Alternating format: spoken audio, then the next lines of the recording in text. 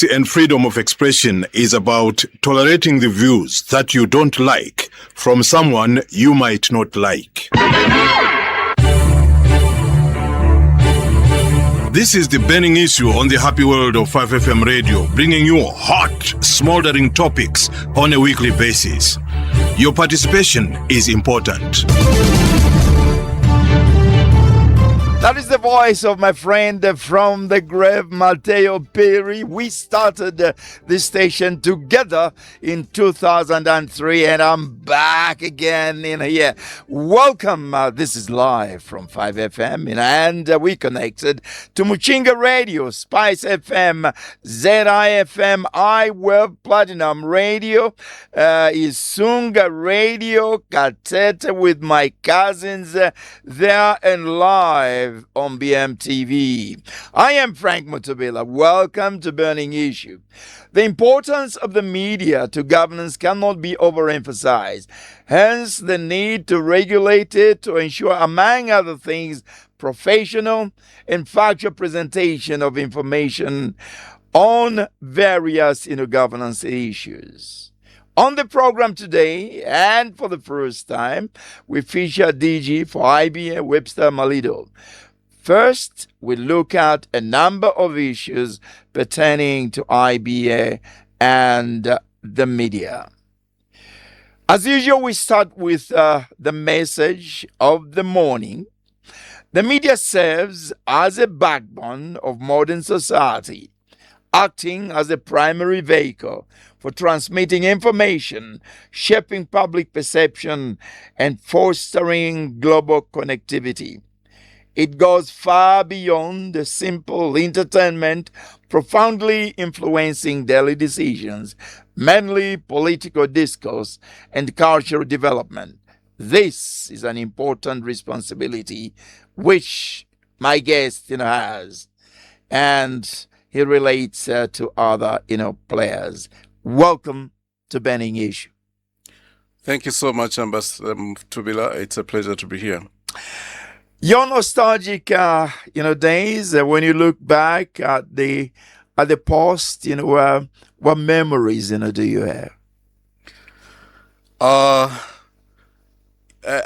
think I would say, Ambassador, that it was really an absolute honor, a privilege to have been part of the Post newspapers years back. I did spend, straight from university, I went to practice as a reporter at the Post for 8 years before I decided to go into corporate communications in the corporate world, where I had been for a while until I came back. Although on the regulatory side, I came back last year, as you might know, into this role that I currently occupy. But I have fond memories. We did quite a lot of work.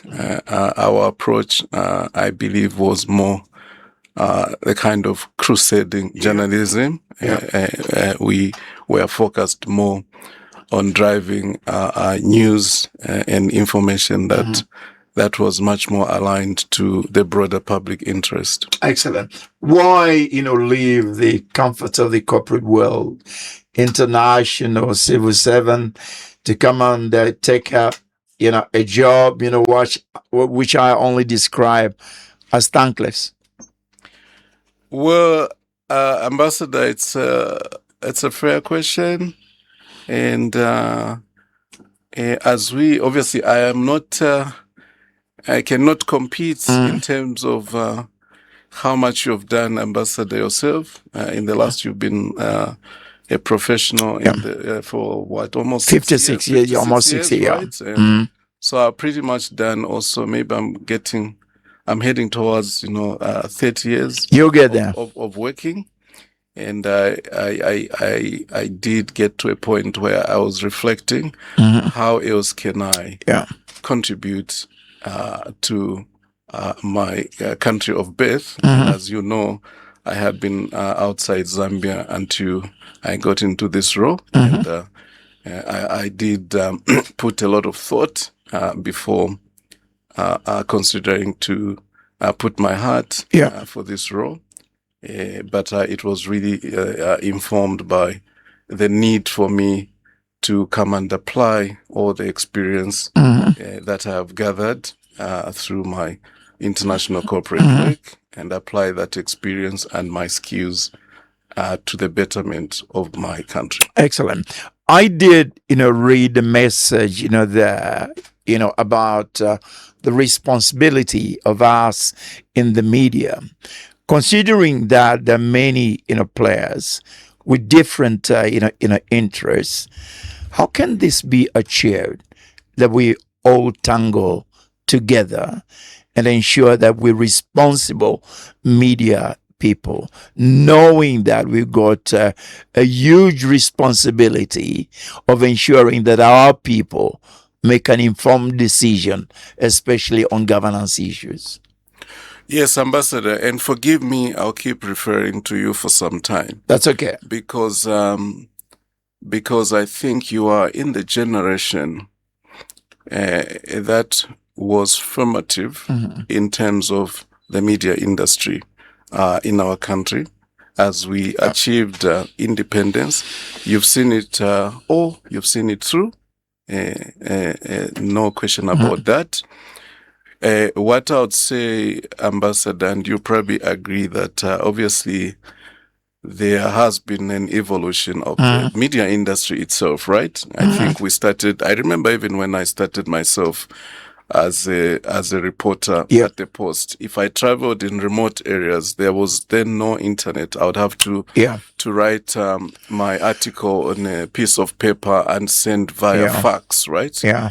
And so, but now, everything is agile, so agile, Ambassador, like, you can even speak to your phone and and write the story through your speech, and from speech it will go to text, and then now even AI can help polish up. So that's what I'm saying. But all that is good in terms of technology. All this that has happened is good. I think we have a lot more graduates of media studies as we speak, and therefore I would say that I think we, in terms of the human resource in media professionals, I think there's no lack of those resources. We have seen, Ambassador, also the media, the broadcast sector itself has grown, as you know, from your days of ZBS, ZNBC. The first private station here was Phoenix, commercial station was Phoenix in 1996, 30 years ago.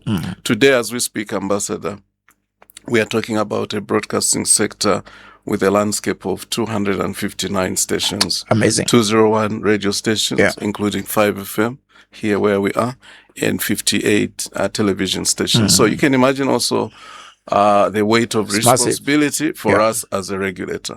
So to answer your question is to say, Ambassador, the media is always going to be at the center of whatever happens, because information is important in many ways.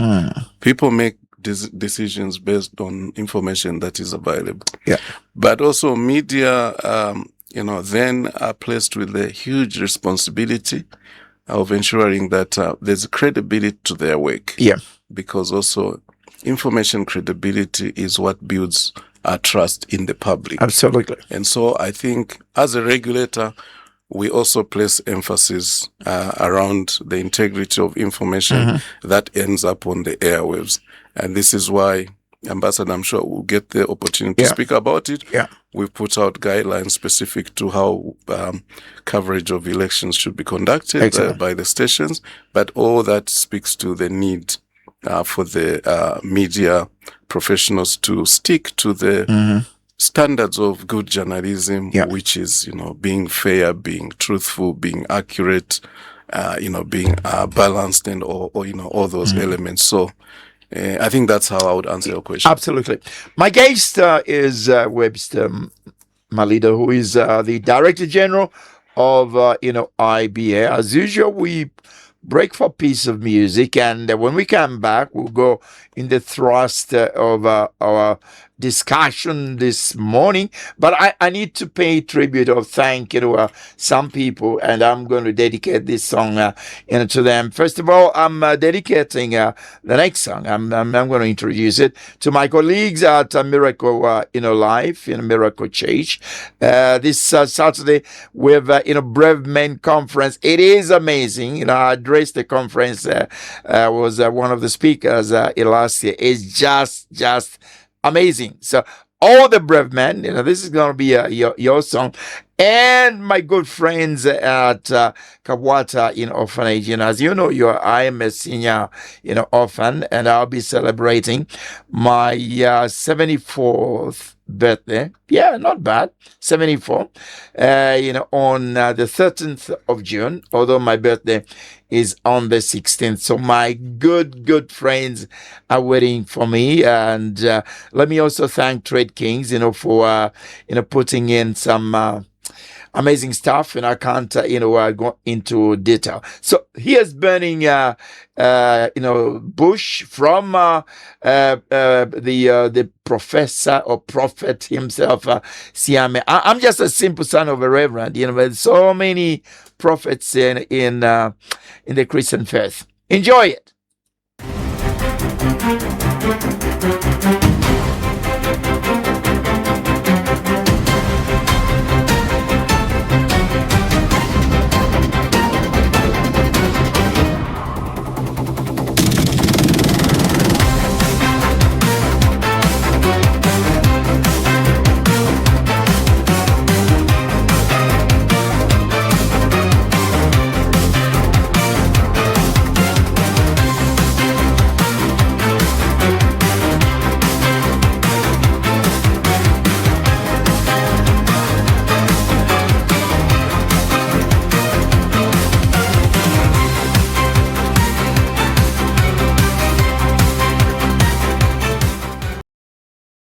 New vibes with BMTV. Get ready, Zambia, because BMTV is about to bring you the hits with local stories, drama, comedy, and news that is all about you. Local vibes only. Catch stories from Lusaka to Livingston, towns to villages, Zambian stories told by Zambians. Drama and entertainment, from townships to trending shows, we have the best local content. News that you care about, local news, national pride, and what's happening in your hood. Your stories, our spotlight. We feature you, your talents, and your passions. Tune in now and let's vibe, Zambia. BMTV, Zambia's light, Zambia's voice.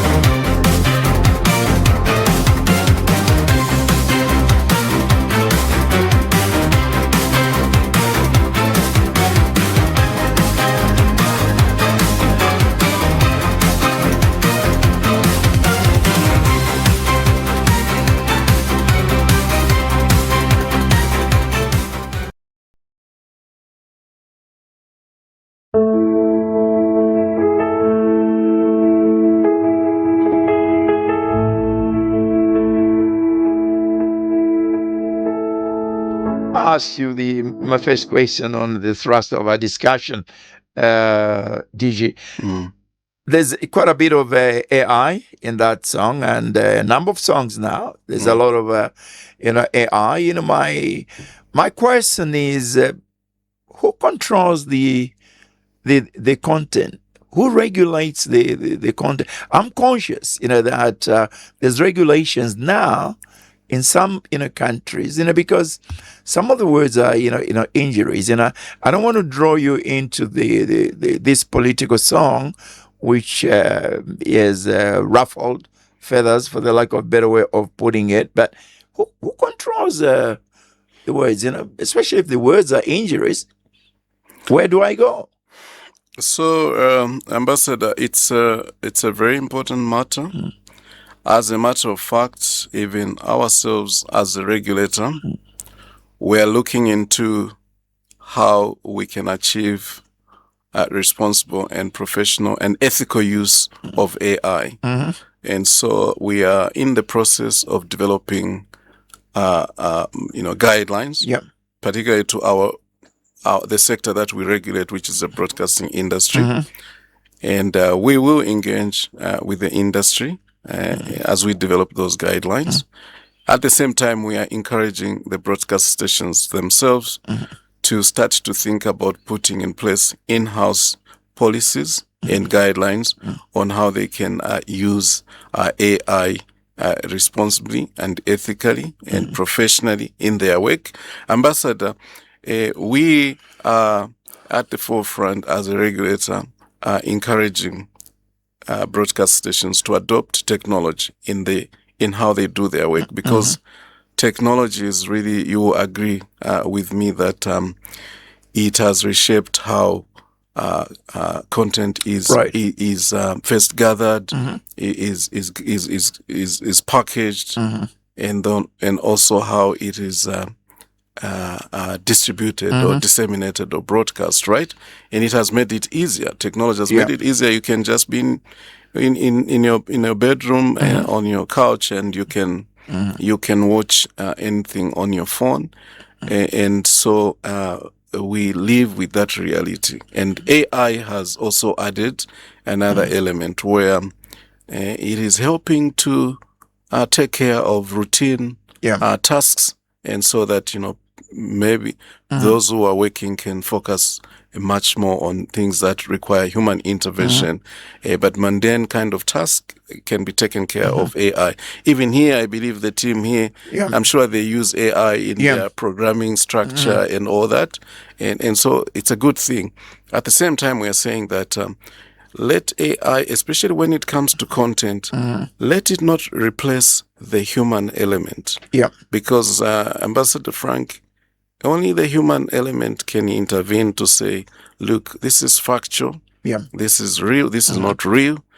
But if left to AI alone, we risk,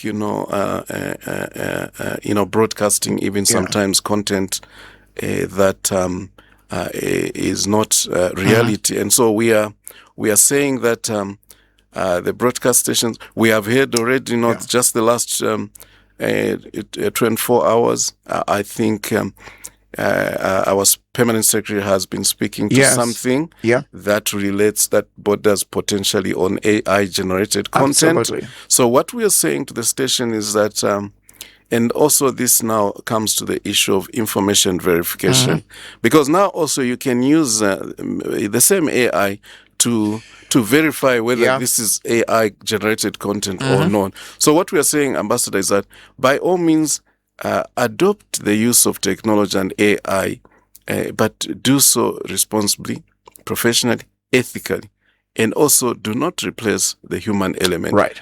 We still need that, especially when it comes to broadcasting. Excellent. My interviews, DG, usually, a conversation, but, allow me, that to move methodically, like, President HH would say, because, the subject is technical. I don't want to leave out, most of the issues, especially in relation to the season that, we have entered right now. Yes. DG, your major preoccupation is to license and regulate radio and television. Before I ask you about, the responsibilities of, regulation, why hasn't your assignment not been extended to print? That's a question that a number of people have been asking. Yes, we get a lot of that question, including now online. Online media. So, Ambassador, the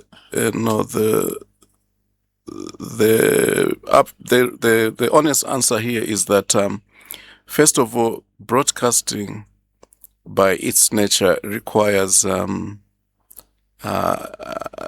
certain measures. First of all, when it comes to radio broadcasting, this is because at the moment it's based on available frequency, FM frequency, and so that it is also the spectrum of the available frequency for radio also is managed effectively, so that when it is allocated, it is also allocated in a very fair way. And so we work collaboratively with ZICTA, because ZICTA, they manage frequency, broad, frequency, including not just for broadcast, aviation frequency, telecommunications frequency. And so we work very collaboratively with them. As and when there is availability of new broadcast frequencies, we'll sit down with them and they will give us the areas where there is new frequency available, and then we put out adverts and we invite those who want to get into broadcast. There's also, obviously, on the TV side, we work with Topstar because they are the main carrier of television signal. Again, Topstar themselves will tell us if their bandwidth is available to carry more stations, and then we'll allocate. So it is also IBA is there really again to manage the allocation of both radio and television frequency. So that's primarily why we regulate that. Having said that, print itself, I would say that I wouldn't say that they operate outside the law, because there are other subsidiary laws that they have to respect. There are laws around defamation, and we're not saying that as in a negative way, but we're just saying that they are also bound by the law. So, for instance, they will not report on matters that border on. If the matters compromise national security, they are bound by certain laws. They are not allowed to say anything. You cannot allow anyone to come into the newspaper and make all sorts of allegations without having to answer to the law. So they also have some parameters when it comes to legislation. But we do not have the mandate to regulate print media for the reasons that I have mentioned. We are there really to manage a limited resource, which is frequency, broadcast frequency, and whether it's in the form of radio frequency and television signal. Run us through the process of getting a TV, radio licenses. What are the the qualifications, and you talked about the frequencies. Tell us again why at times people are told that the frequencies are not available. Well, yes, thank you, Ambassador. So the IBA licenses stations using a combination of legal provisions and internally developed procedures.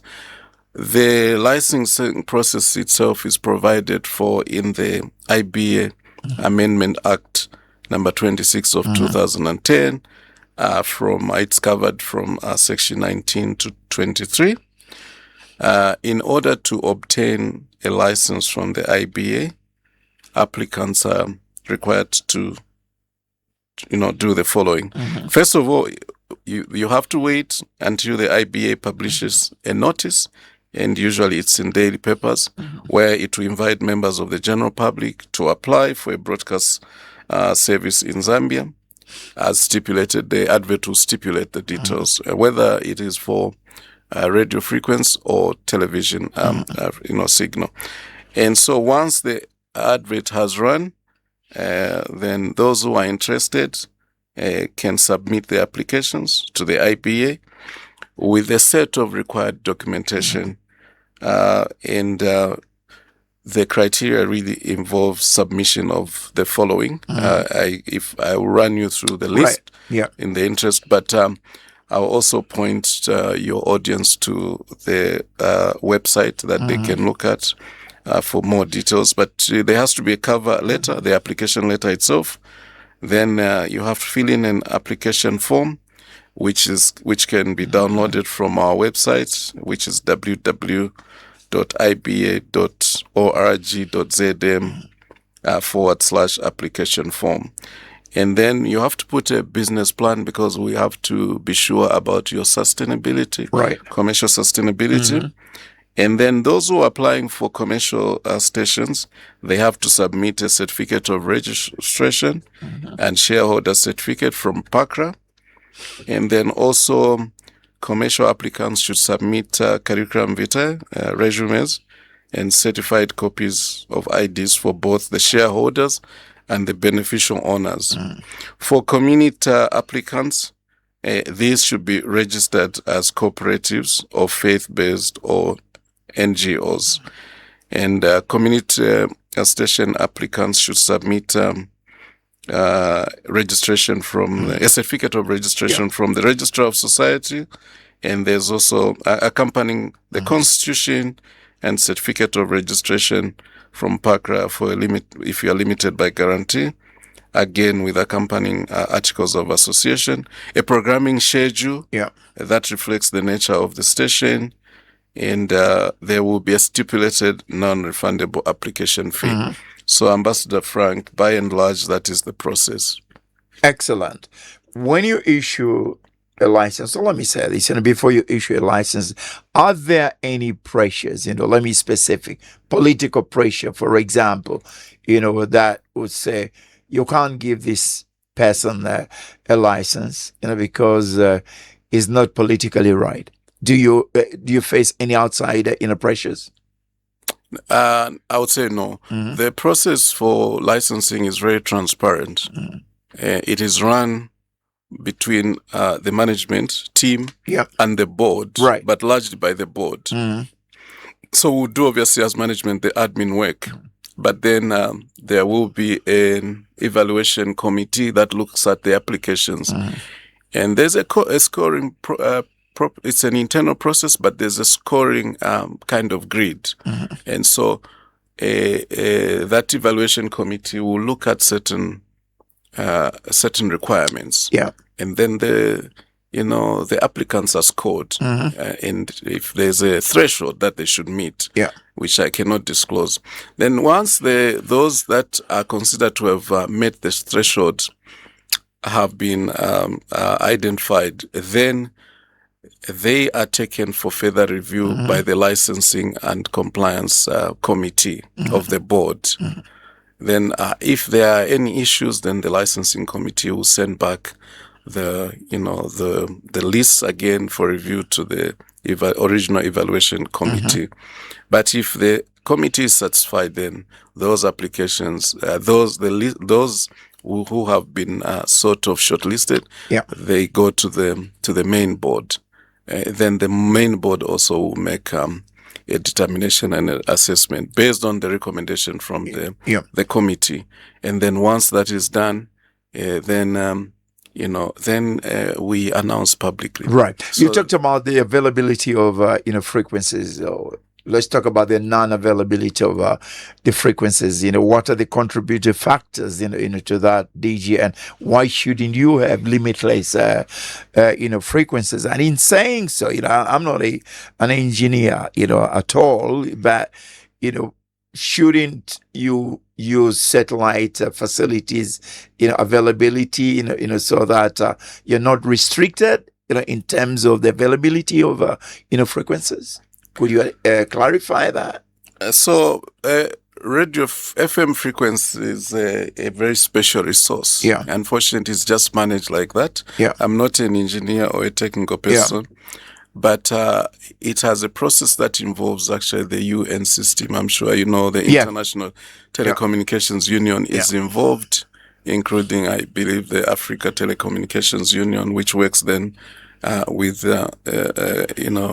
country sort of regulatory bodies, in this case both ZICTA and ourselves as IBA.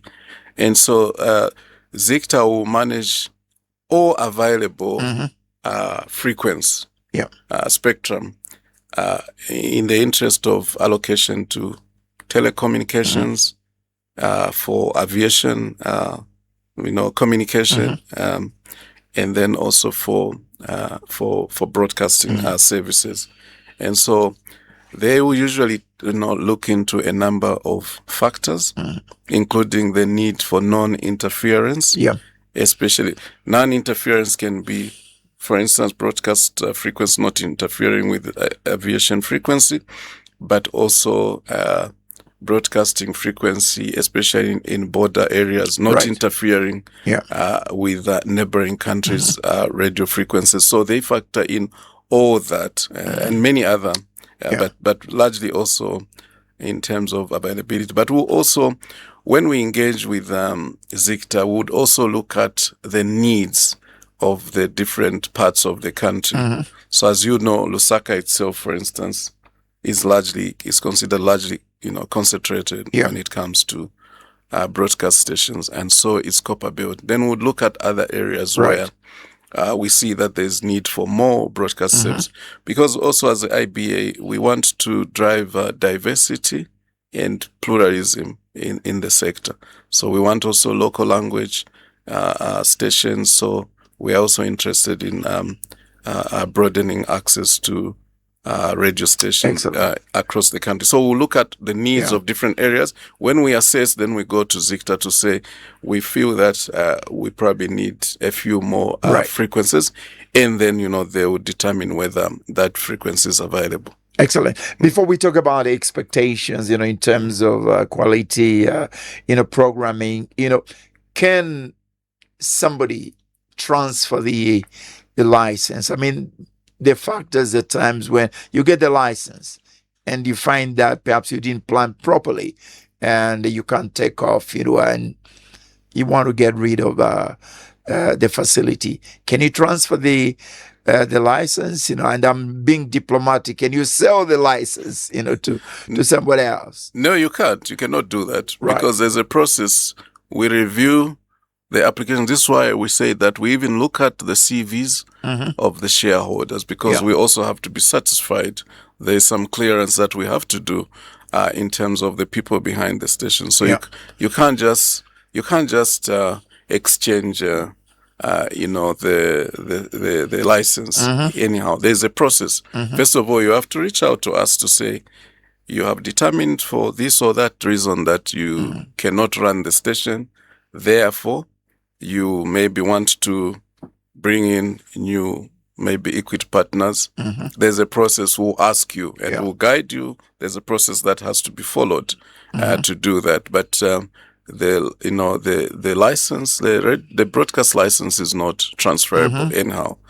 So there's a process if you want to change ownership, including if you want to change, you switch from community to commercial or from commercial to community. There's a process that we have to follow, and we'll follow through the same process that I mentioned earlier. Is there any advantage, for one, who's got media background, to be the proprietor, of the station?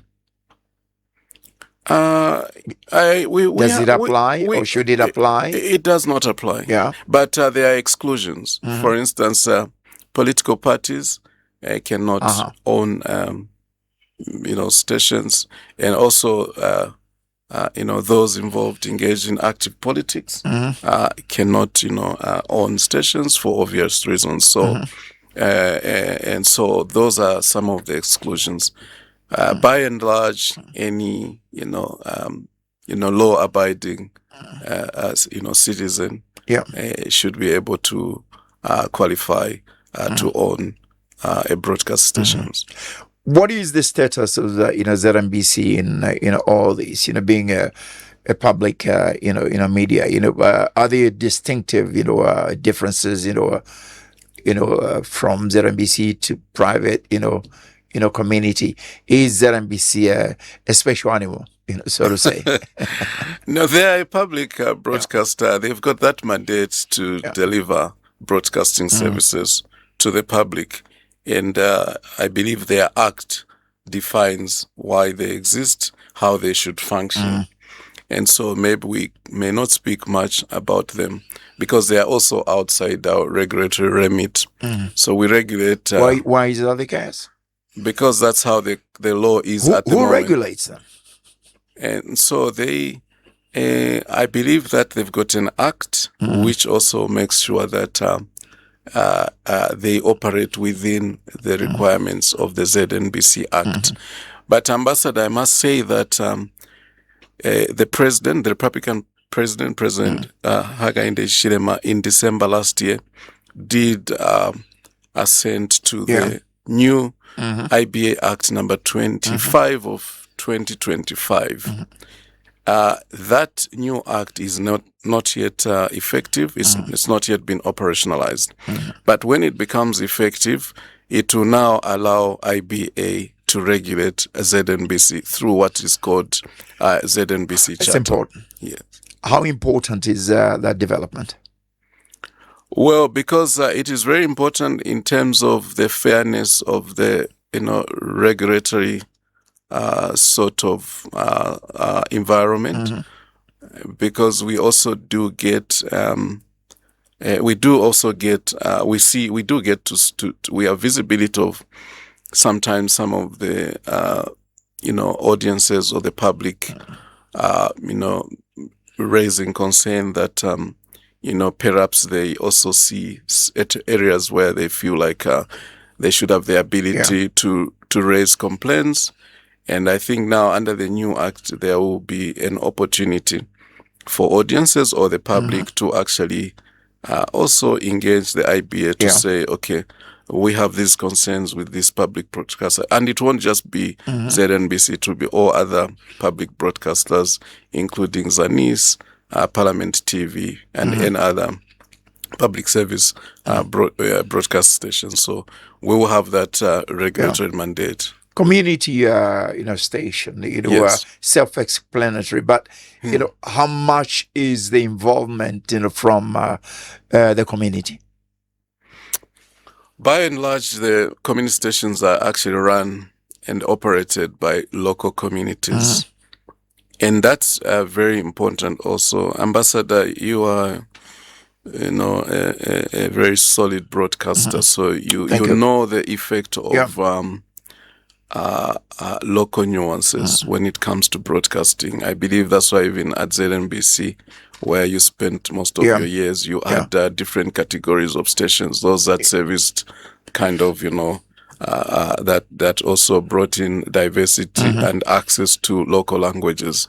So for community media, these are very important.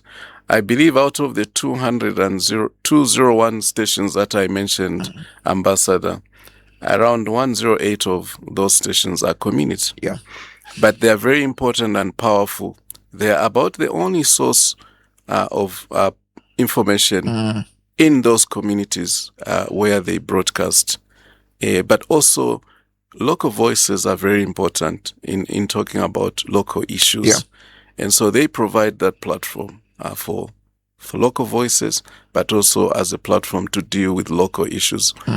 Proximity, ambassadors, is very important when it comes to news and things like that. So the only issue, so the community, in most cases, these are run by community people. And so it's the community people who form the board.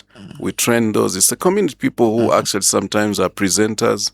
They use sometimes local people in the teaching profession, some teachers in the community. They actually run programs or shows. And so it's more, at that level. The only issue that we see with community stations is sustainability. A number of them, have challenges when it comes to commercial sustainability. Remember, they also have bills to pay. Yeah. A number of them are adopting technology, internet. There's cost to that. They have to pay, whether it's part-time, workers, all that. So we are working with different stakeholders to see how we can get to support them from a commercial sustainability point of view. Yeah. We have been engaging directly in recent times with the Ministry of Local Government, to see that if there's a mechanism for community stations to have access to CDF funding, and I believe that it's an ongoing sort of discussion. But yes, we are looking at that. But for us, community media, is a big priority, and we want to see them to continue to thrive, because information is very important for every one of us. And, in most cases in the communities, they are about the only available source of information. Right. As a writer, into my earlier, passage, in terms of responsibility, what standards are you talking about, vis-a-vis how the station is being, managed? One of the key, if not the most key product of a station is a program. Yes. What are your expectations, from, programming?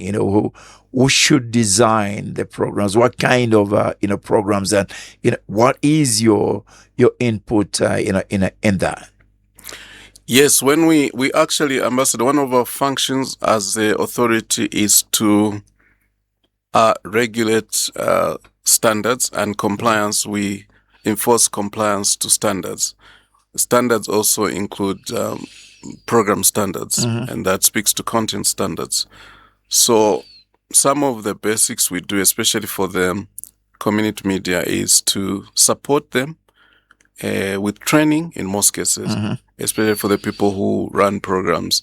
Because for community media, as opposed to commercial stations, in most cases they have the ability to invest in more professionally trained media professionals. And so we don't see that from a quality of from the perspective of the quality of professionals who work in these stations. We don't see that as a challenge in the commercial stations. But because, Ambassador, in community stations, in some cases you find that it is just maybe someone who's just completed their high school, their secondary school. They've got a passion for radio or broadcasting, and then they start doing the work in the station.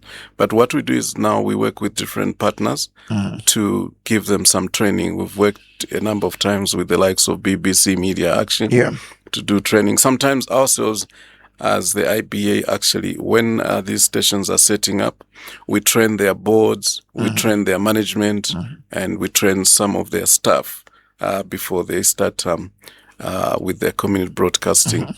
We would say that I think one of the challenges we face, the community station face, is the high turnover. The moment these professionals in these stations are well trained, or they get a diploma in journalism, then they start to look for opportunities outside. So it is just that that challenge that we have, but we continue to retrain and train just to make sure that the standards are there.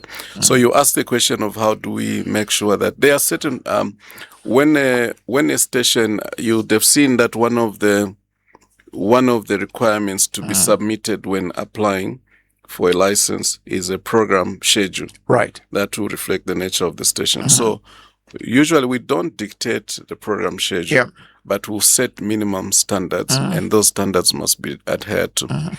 There are no-go areas that we've issued, including in the new guidelines, that we've issued to the stations. Content should not border on hate speech, on things like tribalism, divisiveness, compromise national security, obscene content, all those things. We set, those standards very clear. The quality of programming, even the schedule, I don't know how much monitoring, you conduct in a number of radio, stations, just playing music. They've got 2, 3, maybe, flagship, programs, and that's it. Don't you have an input in how many quality programs, a station should have? No, we do actually. It's actually our day-to-day work, Yeah. Ambassador. We actually have a compliance team within the IBA.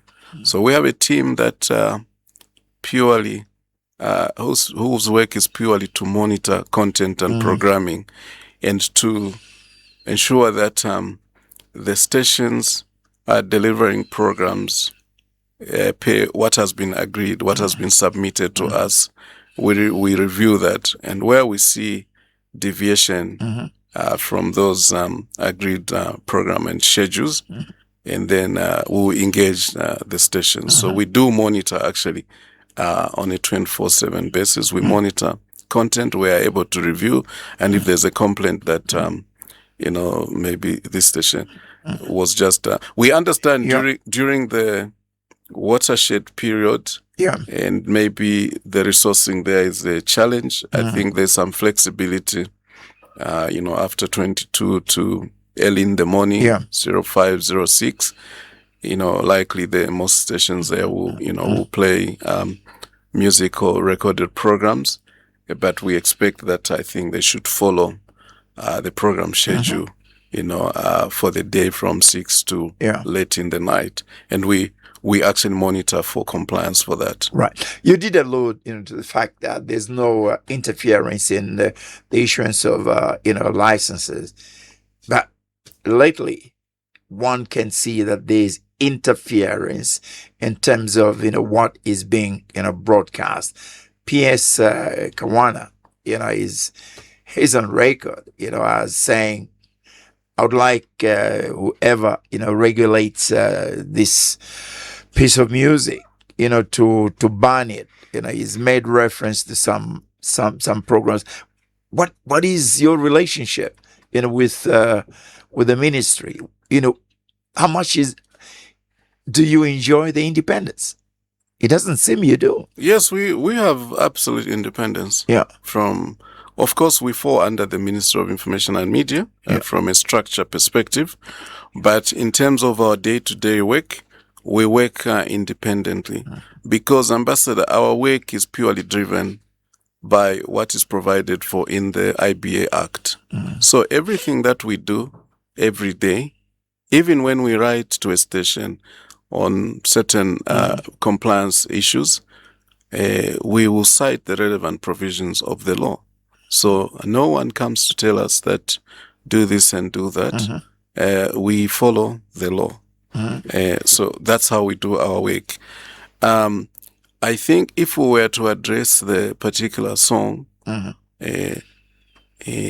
what we'll say is that we had already started our own process of reviewing because we picked it up. As I explained, Ambassador, we have a dedicated team that monitors content for compliance and all types of content, whether it's music or songs or advertising, radio shows, including the one we are on now. Someone is monitoring this to make sure I don't say, even if I'm the regulator, I don't say things that are outside, content compliance requirements. And so we had started reviewing that song in question. Even before the PS would have made the public statement. That's what I would say. So, and we did review the song independently, and upon assessment, we identified areas where we felt that the song could not continue being played in that original form, and we did engage with the relevant station, and the station itself did acknowledge our areas of concern, and we believe that they have since addressed those. Right. And we did not ban the song. We, Ambassador, again, to be clear, IBA has no jurisdiction over the music industry. Right. And we have no. I got surprised. We only get interested if a song has elements that breach content standards. So if a song contains obscenities, if a song is, has elements that can compromise our national security, if a song has elements that can erode our values and our culture as a nation, ambassador, then we have to come in Yeah. to protect the wider public interest. Yes. And the Chungu, Xavier Chungu, former, Director General, issue. What pertained in this situation? Again, we did not do anything. I know that it was written everywhere, but I believe, Ambassador, that we will not speak about the podcast issue. Yeah. In any case, the matter is now before the courts of law. Yeah. I believe he did appear ultimately on Millennium, on the show on Millennium Television. Yeah. And so again, we did not issue any directives to end station. Right. Yes. I know. Some of the stations may not like, what I'm going to say, in terms of approaching, certain, topics. Wouldn't it be professional enough, for lack of a better way of saying it, if you're doing an interview, say, for example, a Xavier Chungu, just to say, DG, I am having, an interview with the former Director General of Intelligence. I don't know about that. I may do that. Not really. That I'm self-censoring myself. Yes. But as a patriot, why do I say this? I may be misunderstood. I've traveled quite a bit. I've read quite a bit. There's certain information that are in the interests of the country. And as a patriot, I think you have to make a judgment that you feel as an individual may not be, injuries. I hope you understand what I'm saying. Would you like to add a few pieces of meat, to that? So, Ambassador, thank you for bringing this up. So again, the IBA Act allows us, if we're approached by a station or a staff of the station, if they are doubtful of the nature of content they are about to air, they are more than welcome to seek professional advice or an opinion from us, because we regulate content on the stations. So they are welcome to also proactively approach us to say, or maybe they've already done the interview, to say, if they feel uncomfortable or somehow they're doubtful, to say, we have this recorded program. Yeah. We have reviewed, we are not sure about this part and that part. They are more than welcome also to reach out to us. Yeah. We can offer an opinion, but in such opinion, Ambassador, would not amount to a directive. Absolutely. So we will not dictate, but because we are the regulator that sets certain content standards, we are able to say, look, this area could be problematic, this one and that. It's exactly the same thing we did to the station that was playing the other political song. We identified the areas where we felt that those elements were actually going directly against the guidelines that we had just issued. So they were promoting hate speech, they were promoting tribalism, they were making allegations that could not be substantiated, and they were accusing people of practicing certain vices without proof. And so we pointed the station to all those to say, these go really right in the face of what we've advised against. So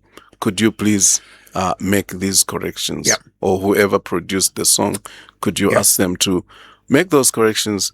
And until you do that, our directive is that you should refrain from playing the song. Tommy, I come from the old school. A lot of people are saying, the standards of broadcasting, especially in terms of programming, have dropped, dramatically. Does this surprise you or worry you? You did point out that when you were a young reporter, you would write your material on a piece of paper. You did actually research, and it was challenging, but again, I speak from experience. People say, I'm not the one who's saying it, that our quality of broadcasting, our quality of information transmission during that time, is much, much better than today, when these young broadcasters, a variety, they can go online and do, research. Where do you see the problem is? Well, it's a difficult question to ask a regulator, Ambassador. Yeah. What I can say is that, look, on our side, our primary objective and preoccupation is that content that ends up on the airwaves for the stations that we regulate meets the minimum standards of what we've set out and what we've agreed and what is conditional to the continuous operations of the stations. And the stations are very clear of those conditions when it comes to programming or content standards. So those standards must be met. And as a matter of fact, as I said earlier, we do monitor on a day-to-day basis just to make sure that those set standards in terms of programming and content quality and standards are met always. So for us, that is our preoccupation. We can have a long debate on the quality. As it is said, Ambassador, usually it is said that the road to perfection is always under construction. We would say that would like to see, obviously, we are interested in seeing, broadly a media industry and in particular a broadcast industry that continues to aspire for quality in the work that we do, because it's very important. And I think we spoke to the issue of the need that, the public trusts media houses on the basis of the quality of information. And quality comes in many ways, including the integrity of information. And partly, Ambassador, why we've even given out these guidelines on coverage of elections is because we want to encourage our colleagues in the industry to continue to adhere to just those basic journalism standards, and we are not asking for anything outside of what the media professionals already ascribe to. Two questions before we go to the guidelines. Some of the material broadcast may be injuries to the recipients. What action should those who feel they're injured take? And also the listeners are at large, what role can they play in enhancing the operations of the station, or in this case programming? Yes, so where listeners or members of the public have complaints, especially around content or programming, there's a process that they'll follow. The standard process is that you can complain to the station, but not more than 3 months after the broadcast took place. So also it is expected that the station will respond satisfactorily to you, the complainant, within 14 days. But if you as a complainant, you are not satisfied with the response, or if the station does not respond within 14 days, then you can escalate your complaint to the authority, to the IBA, for action. And then if the broadcaster fails to comply with the directive that the IBA will issue, when we've run through all this process, we can also, the IBA can obtain a compelling order from the High Court. And so what we encourage those who want to complain is to do the following. You make the complaint in writing and say what the grievance, that you have against the broadcast or the station you have. You say it. And you say also when the broadcast took place. You can say, if you remember the presenter, including their names and contact details, and state your name and contact details so that we can, we can follow up on the issue. So, Ambassador, I think that is the process that we follow. The last part of the question was, remind me, it was on the action. The last part on. So we, if we expect that stations should comply, and again, I've said that there are measures that we'll take if you don't comply, and it can lead also even to suspension or cancellation of the license. But in most cases, we want to resolve matters before they get to those stages. But in terms of the role of listeners as well, so we always encourage listeners also to be responsible, especially when they call in to the programs. We encourage them to be responsible, not to come here and make unsubstantiated claims or make wild allegations against others or anyone, injure either individuals or entities. We discourage that. Again, we encourage then the stations to make sure that their moderators and presenters are also well trained to guard against such. But at the same time, we also say that the radio station, the broadcast stations should also give the right for the public and audiences to be able to participate on the programs unhindered. Because there are times when some members of the public, they've complained that sometimes they find it difficult to access the stations, even when, especially for call-in programs. So again, we take this opportunity to say, especially in this season of elections, please do not bar, people who want to participate. These are their platforms. These are about almost the only platforms where they can publicly express their opinions and their views. Yes. Leading to the question, the next question about the guidelines. Some politicians, especially politicians, have complained, of difficulties in accessing, coverage by private, stations, because some private stations are compromised. They've decided they cannot cover certain, people. Can the politicians, come, to you that who feel, they are finding it difficult to access certain, radio stations? Do you have any powers to address a situation, like this, which is going to be, prominent, during this, political, season?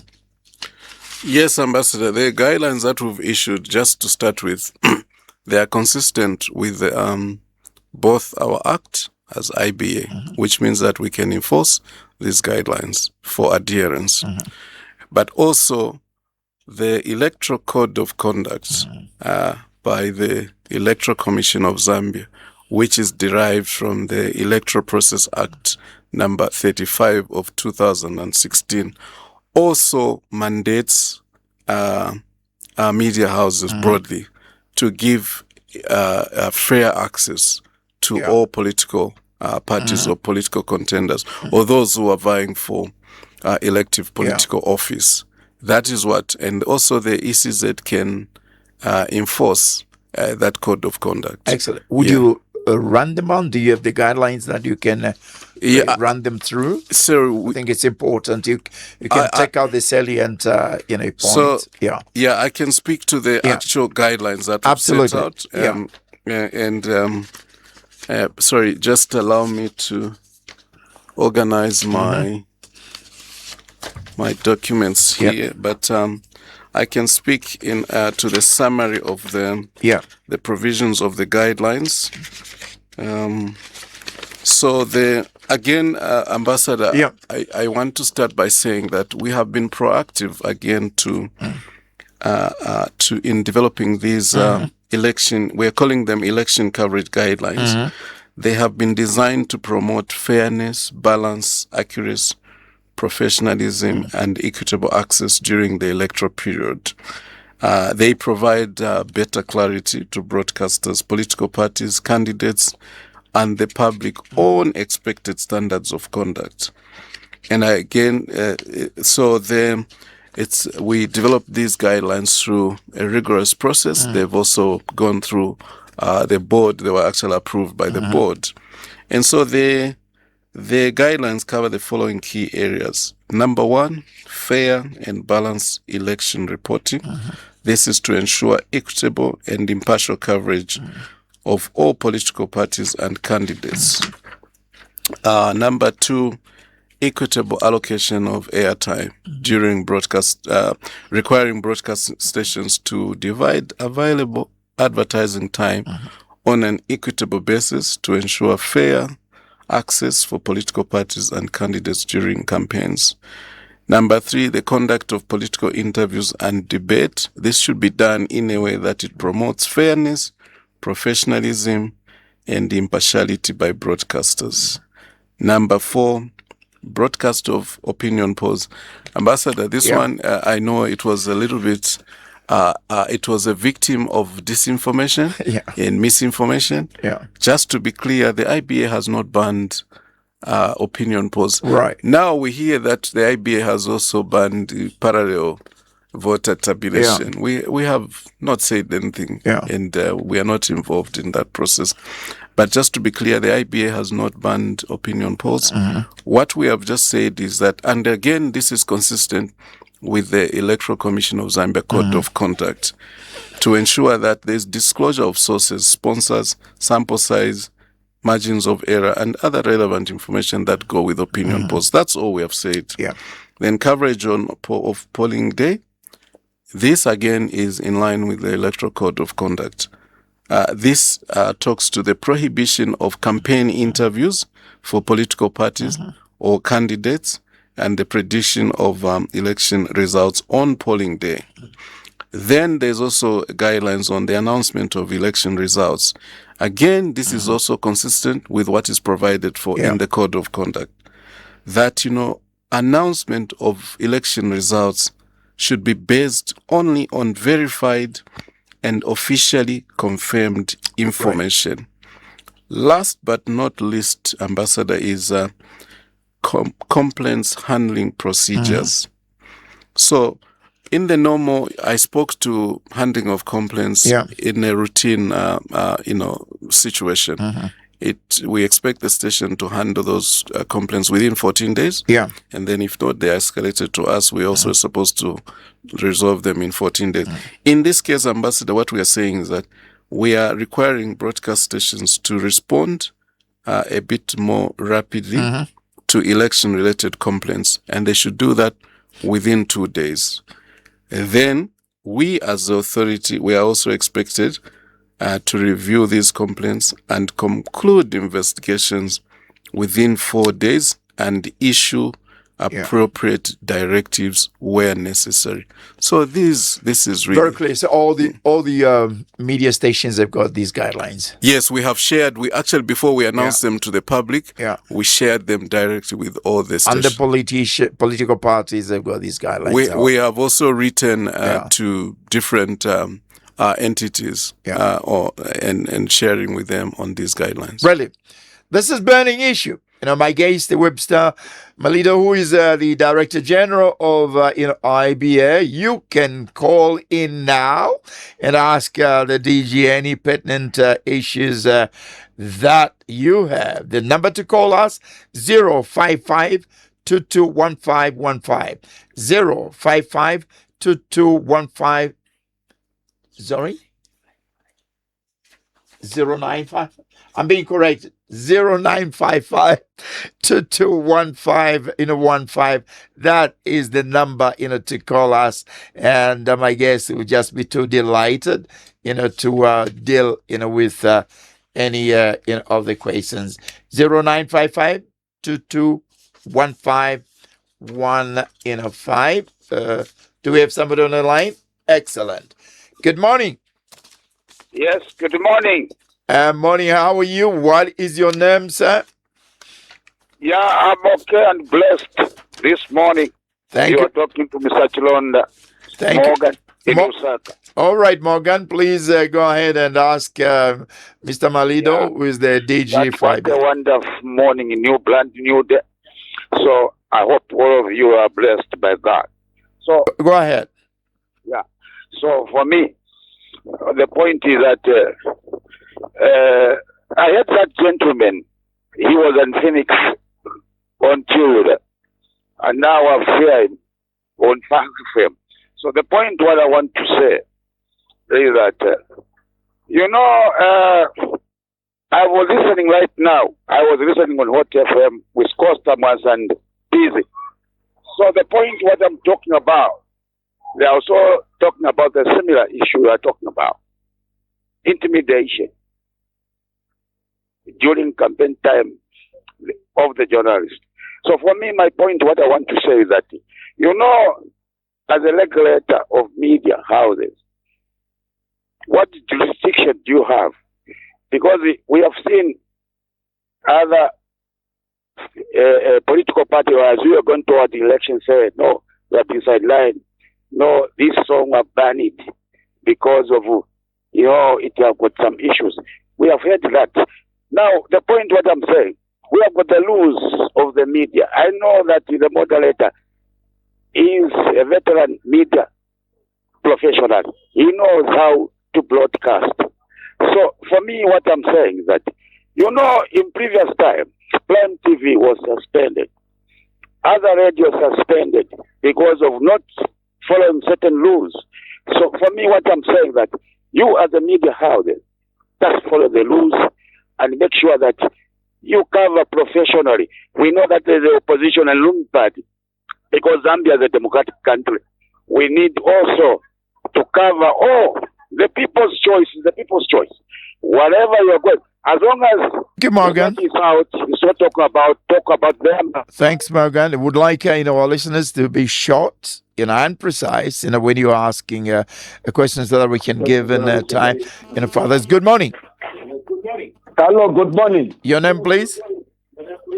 Yes, I'm Mr. Sakala calling you from Cabo. Yes, Mr. Sakala, please go ahead. Be brief. Thank you. IBA Chairman, good morning, sir. Good morning. Thank you. My question is direct to the media fraternity. I want to find out some media station, like radio station.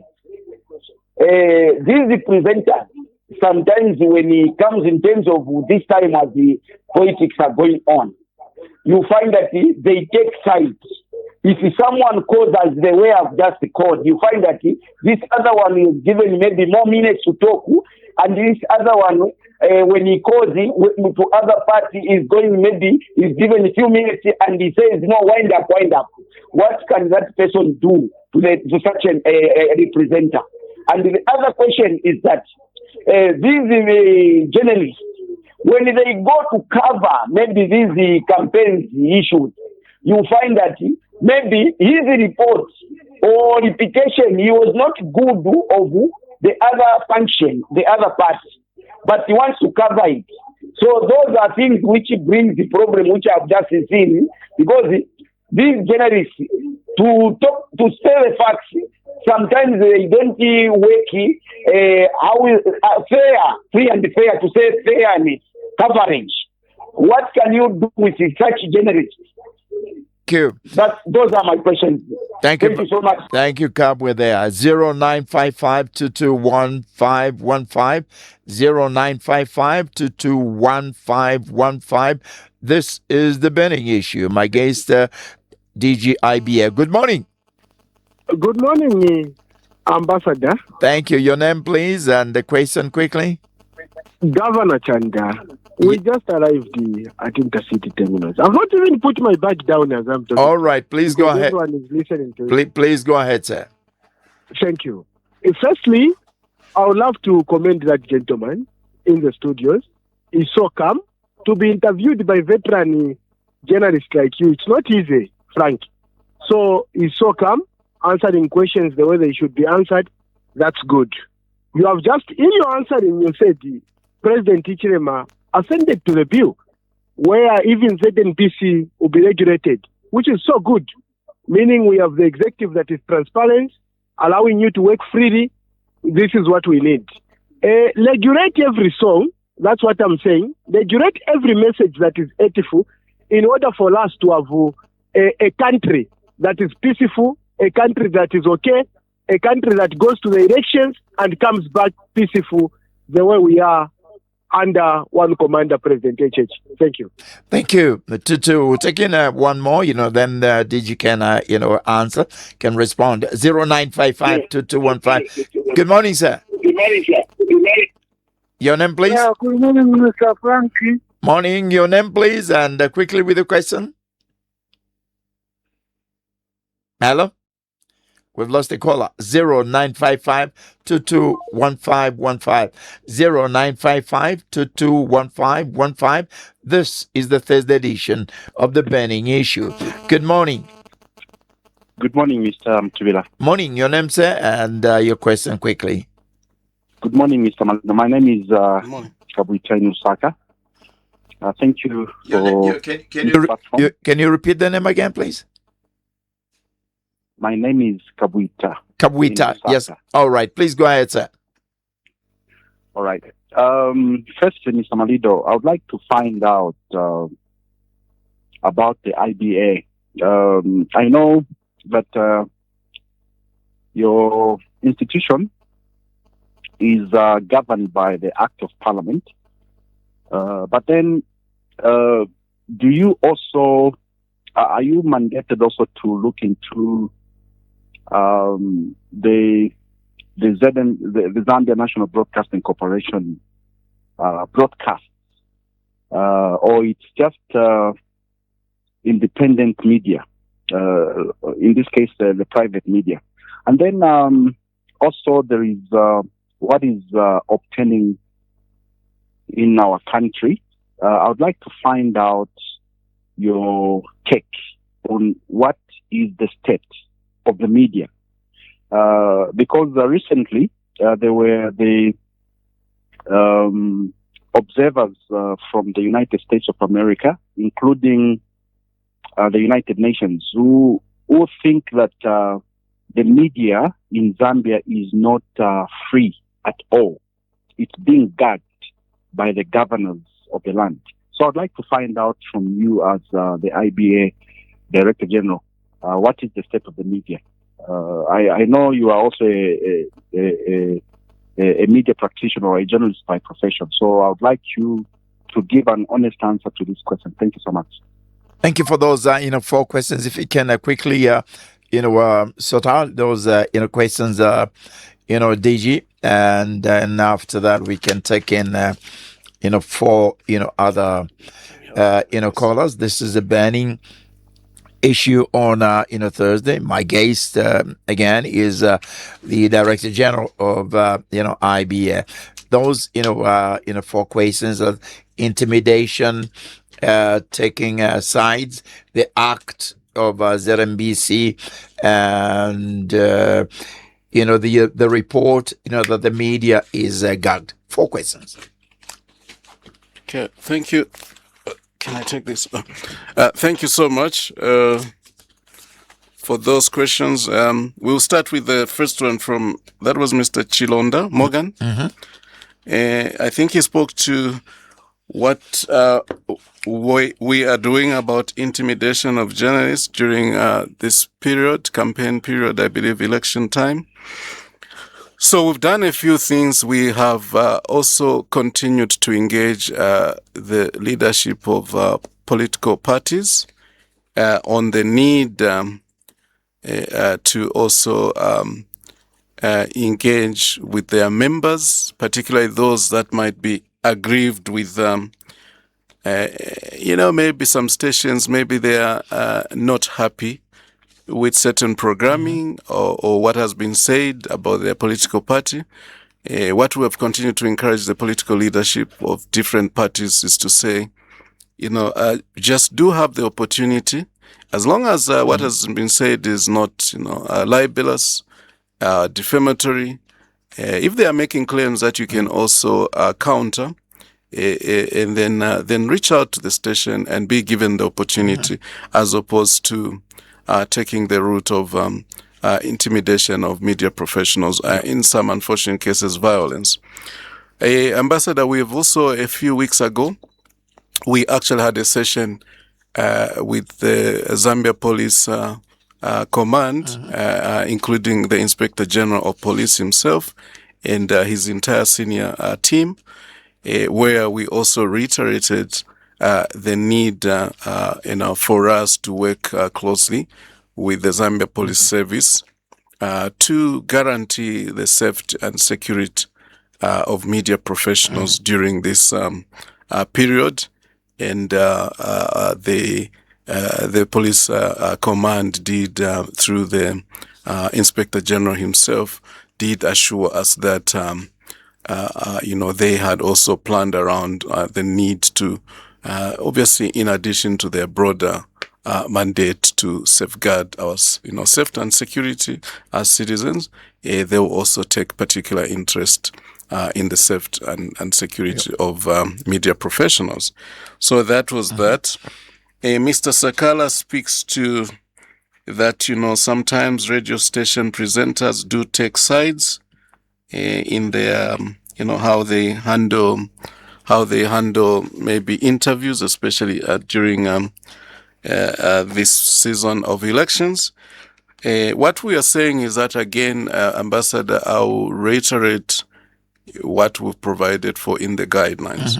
We are saying to media professionals, particularly presenters and moderators, that as you host your guests, your political guests, whether they are representing political parties, they are candidates, or they are independent candidates or candidates of political parties, what we are saying is that in what you are doing, be fair, be impartial.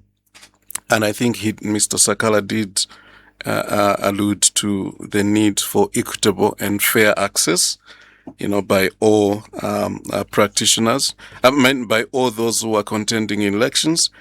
Then I think he spoke to the need for the integrity of information. We are saying that, again, those guidelines that we've issued, they speak to the need for information verification, for reporting on facts, for reporting, accurately. And those are the areas that we've pointed out in the guidelines. Governor Chanda, I think he was encouraging us to continue to regulate, to do our work in line with the IBA Act, so that our licensees, the broadcast stations, continue to do their work in a way that is aligned to the law. And indeed, Mr. Governor Chanda, we have also encouraged in the guidelines for the need for media houses, to be truthful, and also to avoid messaging that could border on, hate speech, tribalism, and all those ills. So that is, our response to Mr. Chanda's question. Mr. Kabwita, I think he has two questions. One is whether we do look into ZNBC when it comes to regulations. Yep. Ambassador, Mr. Kabwita might have missed the earlier part of our conversation where I did confirm that in December last year, our Republican President Hakainde Hichilema, did sign into law the new IBA Act number 25 of 2025. That act is yet to be operationalized. When it becomes effective, then IBA will have regulatory oversight on ZNBC and other public broadcaster. Yeah. He asked about the state of media in Zambia. We, as I said earlier, Ambassador, we see that the Zambian media remains vibrant, and I think it's growing, as we said earlier. I did allude to the fact that from one commercial station, private commercial station in 1996, 30 years ago, Ambassador, Today we are looking at 259 stations. Amazing. Yes, and so and the country has a mix of these stations. So we do have obviously some challenges. Sometimes it's on the side of infrastructure in these media houses that we regulate. When it comes to content, again, we continue to guide through content and programming standards. And we are seeing that also media houses continue to show a lot of resilience in their work, despite some of the operating environment, some of the challenging operating environment. So that will be our take. Excellent. My guest on the burning issue, Webster Malindo, Director General of IBA, 0955-2215-15. Good morning. Hello. Hello. Please speak up, sir. What is your name? And quickly ask the question. Yeah. Good morning. Morning. Your My name? name is Harry Banda. Harry Banda. Yes, I sir. just want to find out from first, good morning, Ambassador. Good morning. Morning. Thank you. Why we'd like to have program schedules especially for TV stations, so that we can actually plan our viewing. Because currently we are just watching these stations haphazardly. We don't even know what time certain programs coming. So it would be nice to see that at least there could be some program scheduled, maybe weekly or monthly, whatever. Thank you. I agree with you entirely. 0955-2215-15. Good morning. 0955-2215-15. This is the Thursday edition of the burning, issue. We're looking at issues, pertaining to media. My guest is the Director General of, IBA, Webster Malindo. 095-2215-15. Good morning. Good morning. Good morning, Mr. Franklin Twitter. Morning. Your name, please? Oh, my name is Mr. Banda. Mr. Banda. Yes. What is it? I ni Msanga. Okay. Being an advocate of peace in Zambia during these elections, but I fear that maybe when we are on the podium, maybe it could be the president who will be talking evil of the other. I mean, talking bad of whatever you'll be speaking. And the other one tries to answer what the president has said. And then arresting that one. Also today, also, as the commander or founder of that debate. This is my question. Because the president is usually most of the speeches are fixed off. That's what I wanted to know. Thank you very much, sir. 0955-2215-15. 0955-2215-15. This is the Thursday edition of the burning issue. 0955-2215-15 is the number to call us if you'd like to participate. Good morning. Good morning, Uncle Frank. Good morning. Your name and question, please. This is Mrs. Sam calling from Chingola. How is Chingola? Chingola is very well, thank you, this morning. Excellent. What is your question? Okay. Good morning, Director General. Good morning. Can you get me? Yeah, go ahead. We can get you. Okay. The director talked about regulating the media, something like that. One time, my 6-year-old son asked me, "Mommy, have you ever seen a girl kissing another girl?" So I said, "No, I haven't." And he told me, "In the song." So I don't know if the musicians just bring their content to the authority, or they just get them directly to the studios and all that. I hope you can look into that. Maybe you check their content before they take them straight to the media houses so that we avoid some things like that. I don't know how you look at that. Thank you. Thank you very much. 221515 0955 221515. This is 5FM on a Thursday with Burning Issue. 0955 221515 is the number to call us if you'd like to participate in this program, Burning an Issue. Do we have somebody on the line? 0955 221515. Call us now if you'd like to participate. As we wait for the caller, the gentleman asked about program schedule, and I think the last person talked about content. Did you? Yes. Thank you, Ambassador, and thank you. That was Mr. Harry Banda who asked whether the stations can provide program schedules. Let me interrupt you, and I think we've got a caller. Good morning. Hello, good morning. Good morning, Frank. Morning. Your name, please? My name is Kefas Mapem Sonda, an advocate for industrialization and national development, calling you from Kabwe. Excellent. Please quickly go ahead. Director, good morning. Good morning, Mr. Msonda. Thank you very much. I think, first of all, Frank, I want to be honest with the Zambian people that the IBA has been consistent.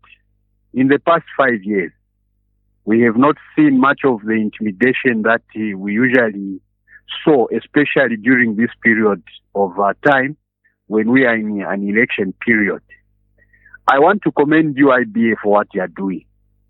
Whenever there is a problem, you advise, just like you advised. We do not need to divide this country because of the 90-day period that has come. We do not need to be preaching hate. We need to be preaching peace.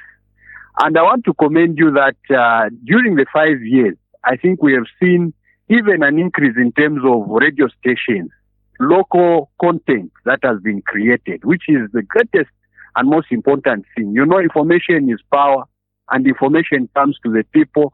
And when people are able to get information at the same particular time, it is great for national development. Otherwise, all I can say is we need peace in this year's election under the charge of President Hakainde Hichilema. And you people that have been given the privilege to be institutional directors or leaders, please have the vision of the president, because he's president for all Zambians. Thank you. Thank you. 0955 221515 0955 2215 We're taking about 2-3 calls, and then we can call it a day. 0955. Good morning. Good morning, Mr. Mtuvira. Morning. Your name, please? Mr. Mazuwa. Yes, Mr. Mazuwa. Very quickly. Yes. Yeah, mine is just one quick one. Only the music that we are playing. There are many studios in our compound. The songs that they play in the jukebox. You find they are very sportive, the gangster kind of. I think this is also influencing. It's what you are against our culture. And the culture of South Sea, gangster kind of stuff. What is IBA doing? IBA in that context. I didn't get that, but maybe you can help. You. Yeah, as you discussed that. 0955 221515 0955 221515 0955 2215. Good morning. Order. Francis Mumbimpika East Mwana Movies are calling you from Lusaka Town. Good morning to you, my friend. Morning. Please go ahead. Please go ahead quickly. And our guest, good morning to you. Well, quickly. According to my constators on today's issue, good topic, and the man in the studio speaking well, and very educative. And the Zambians, let us learn to follow what the IBA rules has put across, and let us learn. Those do not understand, do the correct thing. Now, I'll tell you one thing. On radio, there are people who are there to give an honest opinion. There are others who are there for distraction. There are others who just call, they don't even follow what the topic is. Those are some people that usually get cut in radio program, because I've been doing this radio calling over 10 years now, and I understand it very well. If you go into a radio station, the moderator said, this is the topic, you're bringing other topics. They'll cut you definitely, or they'll censure you to say, this is not the topic we're talking about, stick to the topic. They're not following, you want to follow what you think should be, the way things should be, they'll cut you off. So some have taken it like, no, we're not being allowed to do certain things here, and it's how you go about things. And also, to the callers, I want to censure them. Whenever there's a program that is starting, there's a thing that says the views of what are the views of the caller, not the radio station. What does that mean? Every caller should take responsibility. Whatever you say, if you do the wrong thing, you say things that will bring the day of the country into ridicule, you find yourself in court. Not only in court, in prison for that matter. So nobody forces anybody to go on radio, to call or to do blogging. If you do the wrong thing, definitely you end up behind bars. So as I conclude, for me, I think IBA continue monitoring and advising, but citizens, let us take responsibilities, because countries like Rwanda, for example, went to wars, genocide, because of one or two cantankerous people who misled the people, and then there was a genocide there. So even here, if we're not regulated and we're not followed to do what is correct here and there, we end up doing the wrong thing. But if you call and follow a topic, nobody will ever cut you or deny you a space in any radio station. The moderators are very, very good.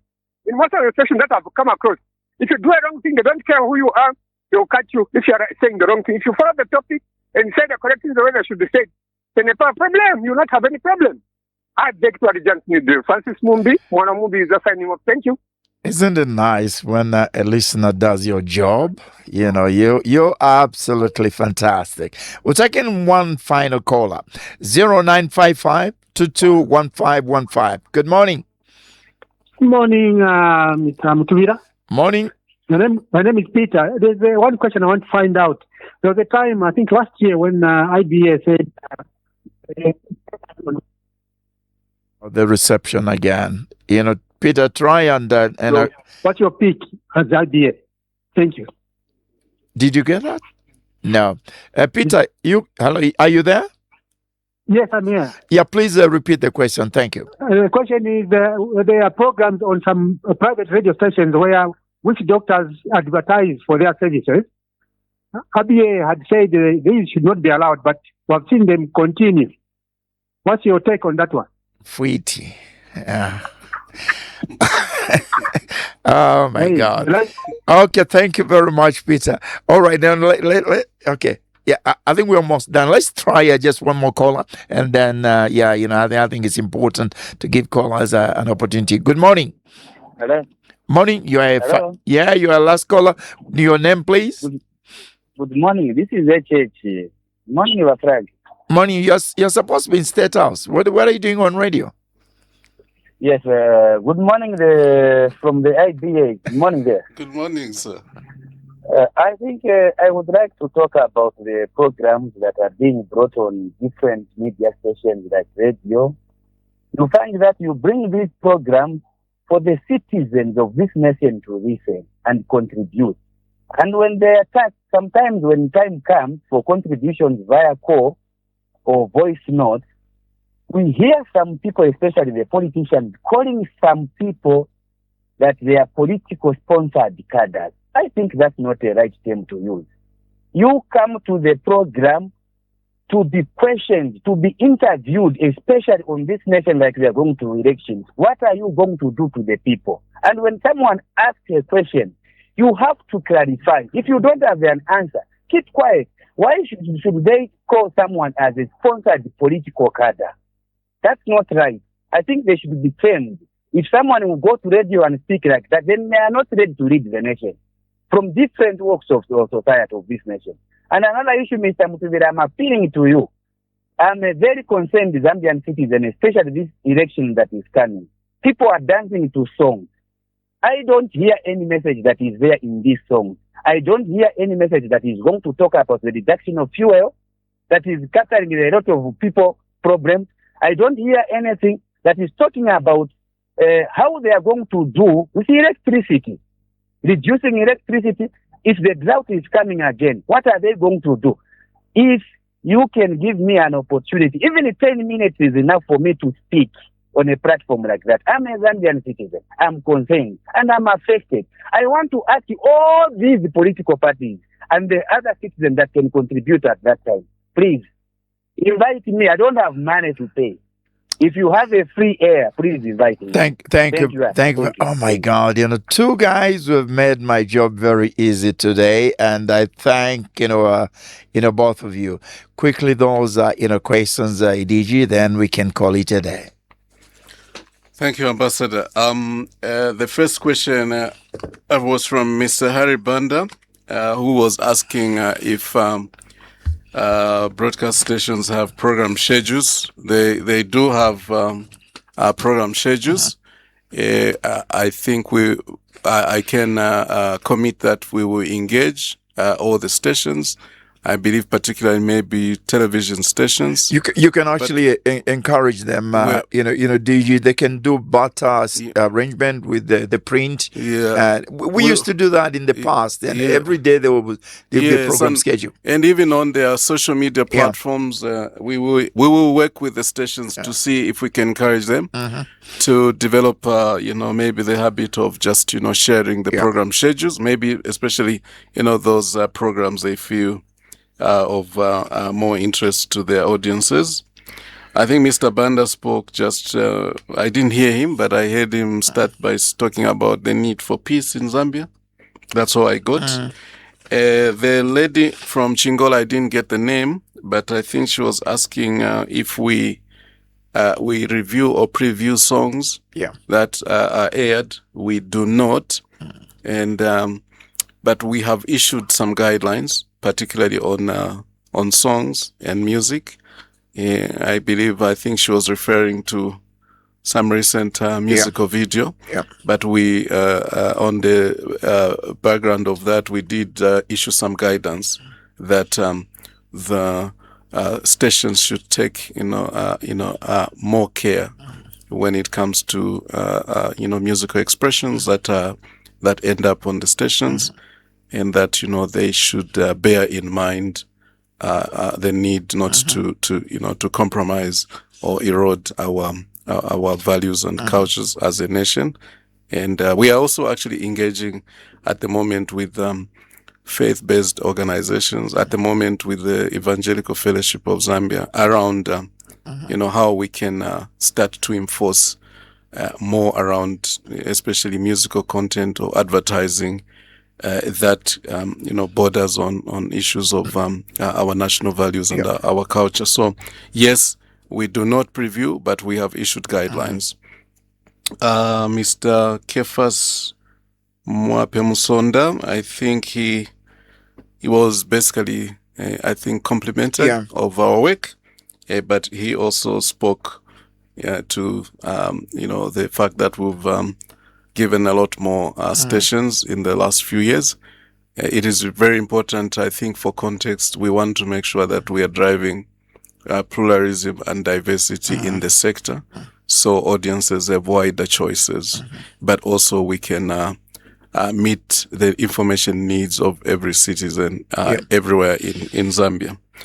Mr. Mazuva was talking about I think if I heard it's music which is played in the residential areas, whether it's in public places, he's talked to jukeboxes, and we don't really have control there as IBA.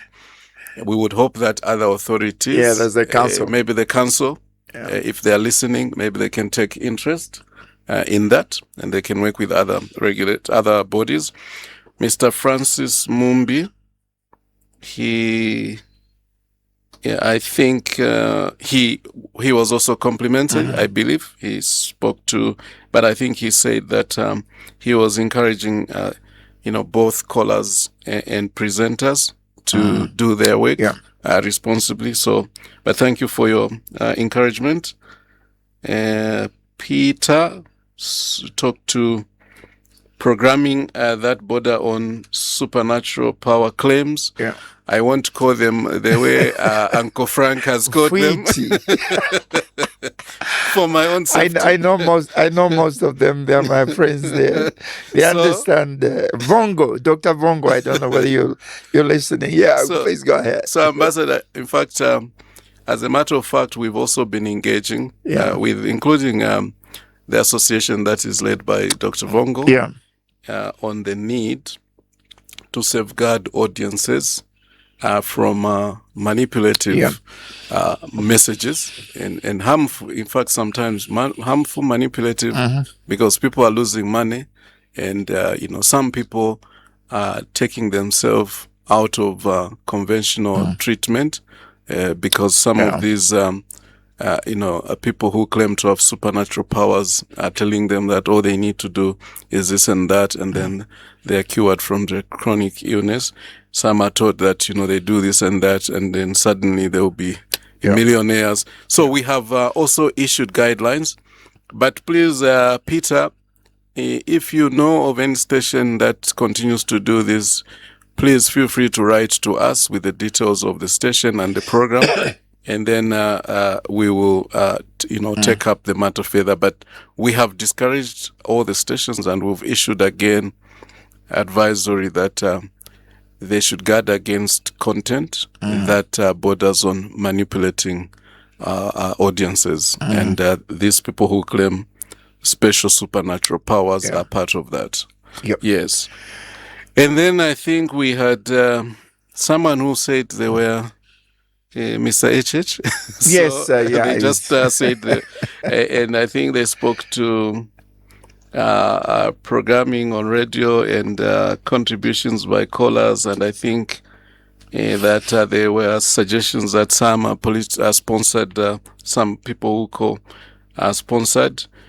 What we just want to say is that as the IBA, we respect the freedoms that are guaranteed in the Constitution, freedom of expression being one of those. The only thing we say is that, to the stations is that be accessible to all those who want to express themselves on any matters, not just elections. But also we say that if you are going to call, please observe the rules. Do not come here to utter obscenities, to make, hate speech, to make claims against others where you have no proof. That is all that the guidance that we say, but we continue to encourage stations also to consider, the rights of the public to have the opportunity to come and express themselves on the stations. Excellent. Your final message, your brief final message, especially directed at our media fraternity and the rest of the country, listeners, and viewers. So thank you, Ambassador. The media in general and the broadcasting sector in particular plays a vital role in Zambia's democracy and development. As a regulator, our objective is not to restrict the freedoms of broadcasters, but to work with them to create an environment where they can operate freely, responsibly, sustainably, and while serving the broader public interest. So we take this opportunity to encourage all broadcasters to continue to uphold, the highest professional standards, and to all citizens to actively engage with the media, as we said earlier, do so responsibly. We believe that together, we as a regulator and the broadcast industry, we can work together to build a broadcasting sector, that informs, that educates, and that empowers the nation. I got a last question. It's a surprise question, which I pose to my guests, when we end. When we leave this studio, like we will do very shortly, and you meet Jesus, outside, what kind of conversation would you conduct with Jesus? Well, It's a difficult one, but one thing that I would be keen about is to learn about whether I did, live my life to his expectations. Yeah. Yes. Thank you for doing a great job. This is a thankless, job, which you and me are in, but somebody has to do it. And it was great, on the program to hear, some words of encouragement, from people. Thank you, to you and to your staff, and all the best of luck. Thank you so much, Ambassador, for this opportunity. It was really, I think, an honor to engage with you and through this platform with the people of Zambia. I thank my guest, Webster Malindo, who is the Director General of IBA. And let me just remind those people with God-given hands, that I've got my birthday celebrations on the 13th of June, although my date of birth is 16th of June. I always, I think for the last 5 years, celebrate with my good friends, the orphans at Kabwata Orphanage. And as you know, people tell me that I'm a senior orphan, since I was 9 years old. So we raise money, whatever, Trade Kings has come in with some goodies, So if you want to support, please, I would really, really appreciate so that you can make my good friends happy at Kabwata. Thank you to the musicians who have come, in to provide some entertainment for free. My good friend Ponciano, my good friend Biflo, and Esther Chungu, the lady I respect a lot. And there's another guy I've forgotten. He plays a saxophone. Finally, my good friends, the brave men, all roads lead to Miracle Life. This Saturday, the whole day, to hear the words of encouragement from all the wonderful speakers, including our senior speaker, Pastor Walker. Thank you for listening, today. Thank you again on behalf of my guest, Webster Malindo, Director General of IBA. My good friends are here at 5FM and all the associate radio stations across the country. And of course, BMTV. I love you all. This song, which I love very much. These are the kind of songs that keep me sane, that deal with my stress. This is a very stressful job, I can tell you. This one is called I Remain from Chandler Moore. And I remain loyal to you, all my listeners. Frank Mutubila. Good morning. The views and opinions expressed on this